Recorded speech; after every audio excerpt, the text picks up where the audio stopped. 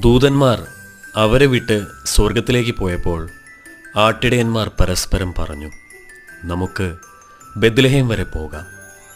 കർത്താവ് നമ്മെ അറിയിച്ച ഈ സംഭവം നമുക്ക് കാണാം. അവർ അതിവേഗം പോയി മറിയത്തെയും ജോസഫിനെയും പുൽത്തൊട്ടിയിൽ കിടക്കുന്ന ശിശുവിനെയും കണ്ടു. അനന്തരം ശിശുവിനെക്കുറിച്ച് തങ്ങളോട് പറയപ്പെട്ട കാര്യങ്ങൾ മറ്റുള്ളവരെ അവൻ അറിയിച്ചു. അത് കേട്ടവരെല്ലാം ഇടയന്മാർ തങ്ങളോട് പറഞ്ഞ സംഗതികളെക്കുറിച്ച് അത്ഭുതപ്പെട്ടു. മറിയമാകട്ടെ ഇവയെല്ലാം ഹൃദയത്തിൽ സംഗ്രഹിച്ച് ഗാഢമായി ചിന്തിച്ചുകൊണ്ടിരുന്നു. തങ്ങളോട് പറയപ്പെട്ടതുപോലെ കാണുകയും കേൾക്കുകയും ചെയ്ത സകല കാര്യങ്ങളെയും കുറിച്ച് ദൈവത്തെ മഹത്വപ്പെടുത്തുകയും സ്തുതിക്കുകയും ചെയ്തുകൊണ്ട് ആ ഇടയന്മാർ തിരിച്ചുപോയി.